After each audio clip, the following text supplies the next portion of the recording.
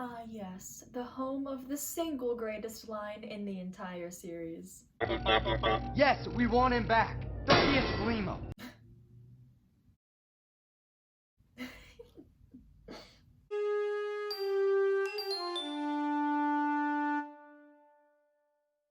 Welcome back to Rebels Revisited. This is one of my favorite episodes in the entire series, so I don't want to waste any more time. This is The Honorable Ones Revisited. There is a series of events at the beginning of the episode that lead us to the main plot. Zeb and Agent Kallus crash land on a moon of Geonosis and have to survive together. The details of how we get there don't even matter because the main plot is that god tier. It's that god tier. Zeb and Kallus crash land and give us the enemies to friends story we didn't know we needed. Who even needs a recap of the first few minutes? I'd like to point out that the shot of them crashing is gorgeous. I'd also like to point out some other beautiful visuals we get over the course of the episode.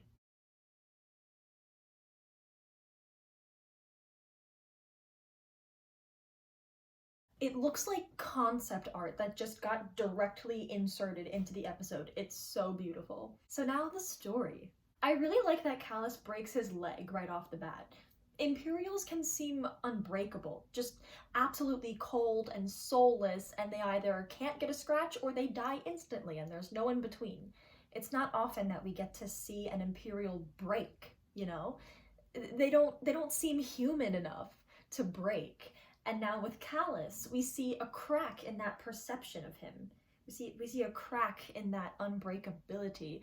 And it's a great way to introduce this episode in particular, you know? It's a physical symbol for what happens emotionally. This episode is the turning point for our view of Kallus, who was formerly the most black and white stock Imperial out there.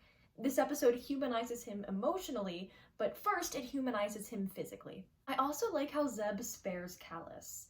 It's still very early on in their arc for this episode, so right now it's under the guise of, I want this fight to be good.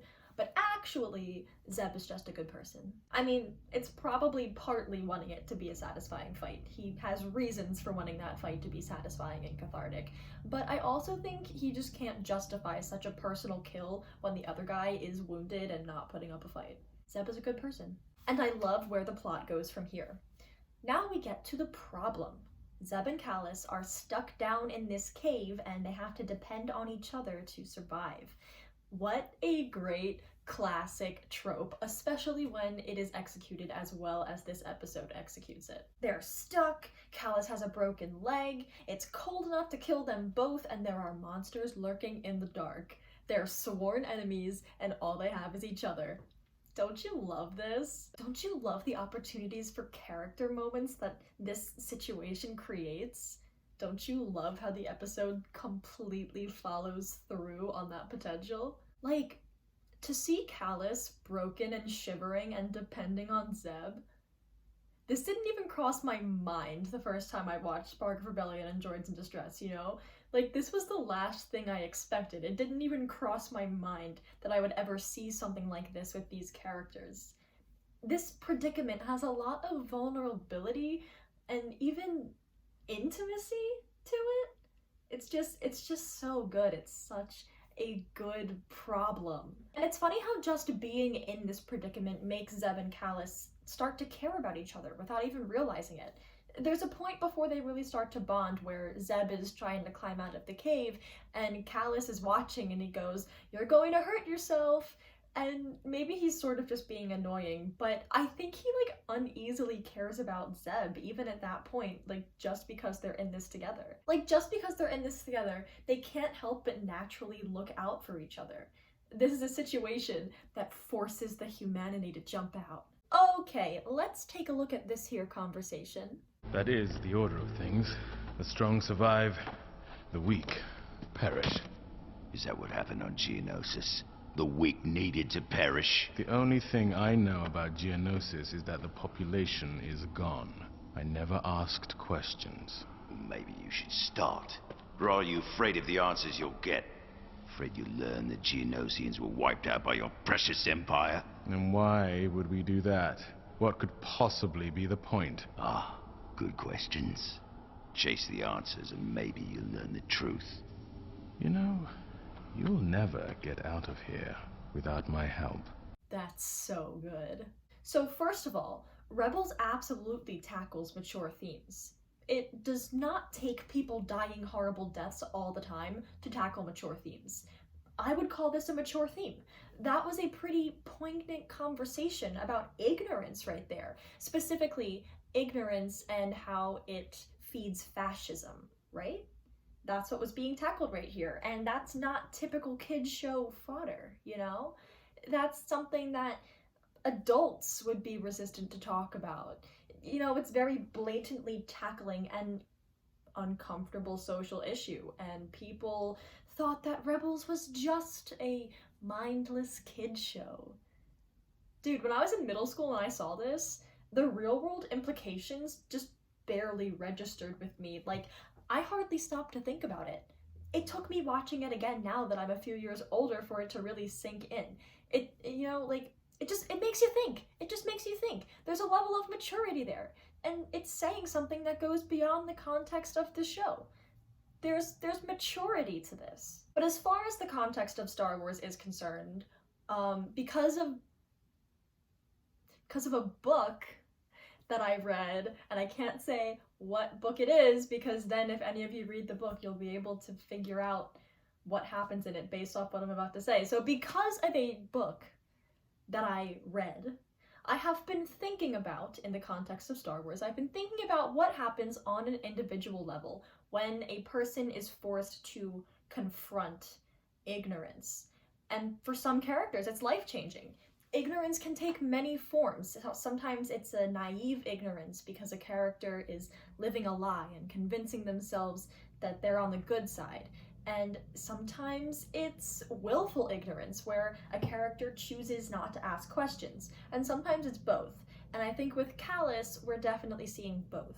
There's a lot of deliberate ignorance, obviously. You know, he says, I don't know what happened to the Geonosians, and I'm not about to ask. But also, when Zeb suggests that the Empire killed the Geonosians, Kallus says, why would we do that? What could possibly be the point? And he's so smug and sure of himself about it. Now, I'm not going to argue that Kallus has, actually been a good person the whole time, because he did bad things with too much confidence for me to say that, but he was at the very least logical? At the very least, killing Geonosians without a clear reason doesn't even cross his mind. He doesn't see logic in doing that, and he's absolutely sure the Empire would share that sentiment. So he's at least partially living a lie about the Empire and what it stands for. However, I think the fact that they had Zeb suggest that Kallus is afraid of finding out the truth about the Empire, the fact that they even, had Zeb suggest that tells us that deep down Kallus has his doubts. And then notice how Kallus changes the subject at the end. He says, you know you need me to get you out of here. Basically, Kallus is trying to tip the power scale over to himself. Zeb made him feel uncomfortable and vulnerable and called out, so now he's trying to get power back by reminding Zeb that he's relying on him. You know, that line tells us that Zeb really struck a chord with Kallus, so actually, yeah, based on that reaction, I think it's a fair guess that Kallus has doubts about the Empire even at this point. And then we get to some solid bonding times. First, Zeb makes a splint for Kallus, solidifying their alliance in doing so. Then we get our first tidbit of Kallus's past. We find out that the bow rifle Kallus uses was not stolen from a Lasat he killed. It was given to him after he beat the Lasat in a fair fight, and it was a part of a warrior tradition for the Lasat. So Kallus owning this bow rifle was actually not as culturally insensitive as it once seemed. The subversion of expectations begins.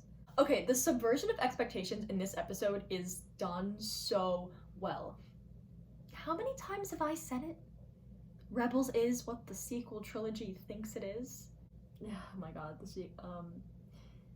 it's Thursday right now, and yesterday is when the whole fandom just lit on fire. So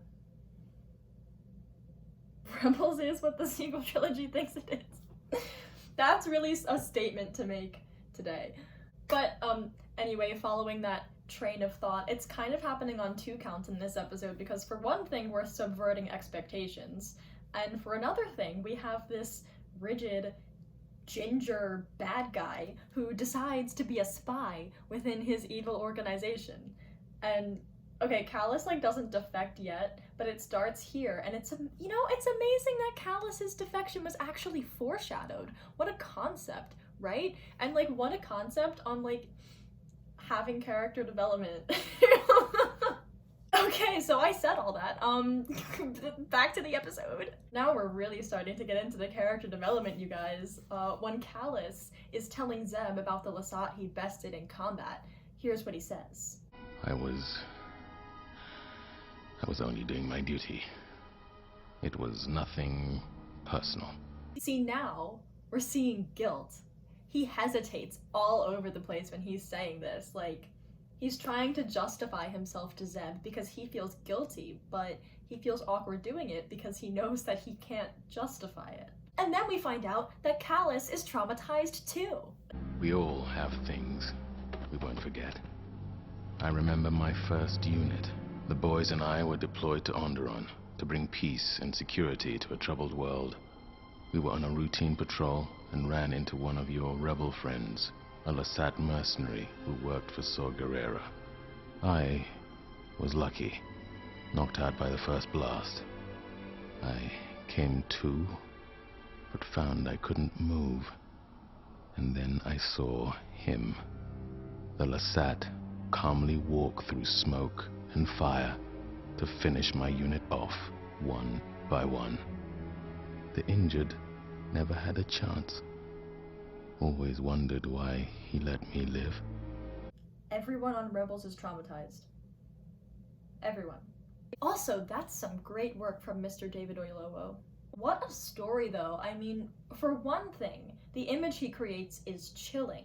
It really makes things click into place when trying to understand his character.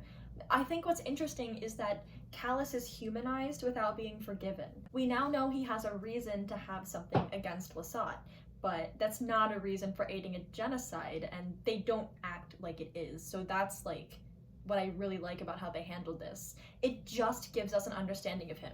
You know, now we can connect the dots. We know that there was something personal in his mind that stopped him from holding back when he was ordered to massacre the Lasat. It doesn't mean it was right, but we understand him more now.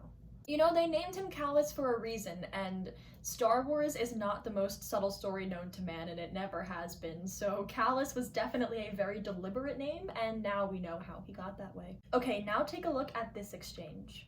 Well, you can't judge all Lasats as the same. Does that sentiment apply to Imperials?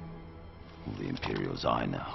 That's an interesting exchange to me, because when you think of it from Kallus's point of view, Zeb is being kind of hypocritical. Kallus and Zeb want the same thing here, to be viewed as individuals. They ask each other for that, and Zeb doesn't want to extend that understanding to Kallus. So then you kind of feel bad for Kallus. But then you look at it from Zeb's point of view, and it's like, oh, wait, Zeb is kind of right. There's a key difference here, and it's that Lasat is a race, and Imperial is a creed. Lasats should not be judged as the same because they are born Lasat. It's their species, and it has no bearing on who they are as a person. But Imperials made a choice to be a part of a racist and oppressive government. Even if they didn't see it that way, being in the environment of that place brainwashes a person into thinking that way, right? So if you're an Imperial and you choose to stay, that says something about you. So maybe that's actually something Kallus needs to internalize before he asks for understanding from a man whose people he's slaughtered. And I think he does stop and think about that, because right after that, he offers to carry Zeb's bow rifle while he climbs out of the cave. He's trying to be helpful, so he knows he's in the wrong here, and he knows he has to extend some level of kindness to Zeb if he wants to gain understanding from him. And I really like the scene of them getting out of the cave. It's a real team effort, you know. Zeb is the one physically getting them out, but it's Kallus's idea to climb the pillars that they're using to get out. So they do need each other to get out of here, and again, I love this situation of them having to depend on each other. I also like how Zeb genuinely tries to protect Kallus in this scene. When the creatures attack, he easily just could have let Kallus get eaten and gotten out safe and sound. But he doesn't do that. He literally fights, like he physically fights these creatures off to save Kallus.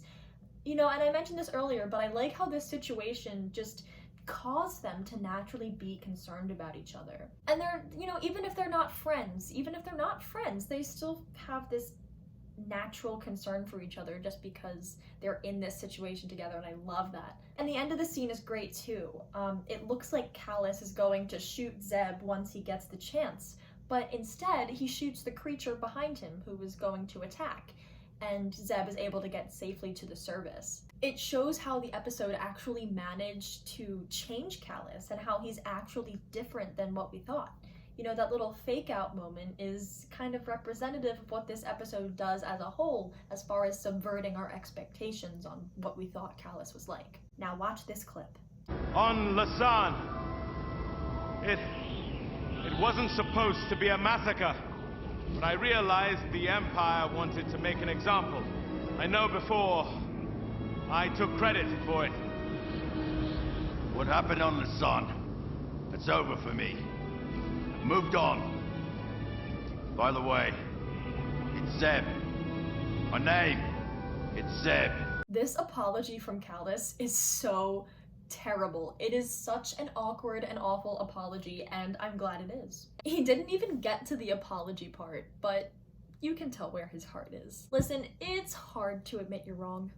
Especially to a rival, right? Especially to someone who you always are trying to beat. Admitting you were wrong about a genocide decades after the fact to one of the people whose species you massacred, who is also your rival, by the way. Now that is a whole different ballgame.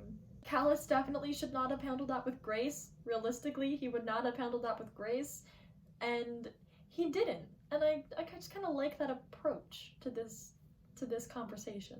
And yeah, Zeb's answer, saying that what Kallus did is in the past, and sharing his name, and not just his full name, but his nickname, what his friends would call him. See, this implies that there's some level of friendship here. The strength of character that shows. For Zeb to acknowledge the good in Kallus and to actually accept the good in Kallus, even though he truly did not have to, all things considered. Zeb has such a good heart. And now this leaves us with such incredible development between them. I love the place we leave them in. I love the way that shared experience inevitably brings people together. I love how they're like uneasily comfortable with each other, which like is an oxymoron, but I think that's the best way to describe it. Like how they fall asleep on each other, but then they wake up and they push each other away, you know, like that moment captures it perfectly, I think. And now we get to some pretty poignant juxtaposition. Let's take a look at this. When Zeb returns home to the Ghost, he is bombarded with love from his family. When Kallus returns home to the Empire, he is greeted with nothing. He is dramatically limping through the halls here. He is doing everything short of literally screaming, "I broke my leg! Someone be concerned about me!" You know, like, he literally walks up to Admiral Constantine and gets his attention. And by the look on his face when Constantine ignores him, he 100% was expecting some sympathy there. After spending a night with Zeb, who gave him sympathy despite everything, yeah, he was expecting sympathy from his actual colleague for his broken leg, but no, he gets nothing.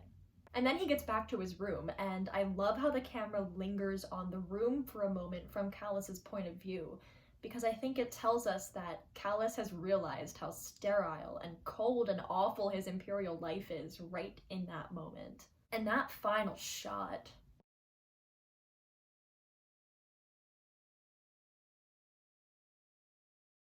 Oh, that final shot. That's the turning point right there. That's the straw that broke the camel's back, you know? Sure, there was moral and ethical components to Kallus defecting, but the thing that actually pushed him to defect, the catalyst for his defection, was far less noble, but far more relatable than that. The dude just wanted to be loved. He just wanted human connection.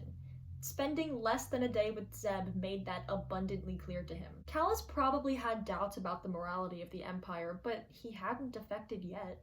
If Constantine didn't ignore Kallus's broken leg immediately after Kallus spent the night sleeping on Zeb's shoulder, would he have defected? If Kallus didn't reveal his trauma to Zeb and actually receive understanding in return, only to get back home and sit in his impersonal, lonely room, would he have defected? Some good questions to ask. Makes a gal think. I know I've said it before, but characters are this show's strongest suit. I mean, this is so solid. In a single episode, what we thought we knew about Kallus was turned on its head. And it's almost coming out of left field, you know? This should have felt forced or sudden, and it didn't. They didn't try to feed us the narrative of, oh, Kallus was actually good this whole time. He was so internally conflicted and that forgives everything. Like, they didn't do that, which is so wild because that's what always happens. The epic thing about this episode is that it doesn't try to justify anything Kallus did in the past. It just humanizes him. Simple as that. No more, no less, it makes him human. Which is like 100 times more sympathetic than trying to wave off his wrongs. This is one episode where I was incredibly impressed with what the creative team was able to do in 22 minutes. The pacing was so solid. You know, for the huge amount of change that this episode made, it didn't feel rushed, and the arc felt so organic. I just love this episode, like seriously, it's one of my favorites. That was a lot, huh? But I had a great time talking about it, and I hope you had a great time listening to me. Thanks for watching, and may the Force be with you always.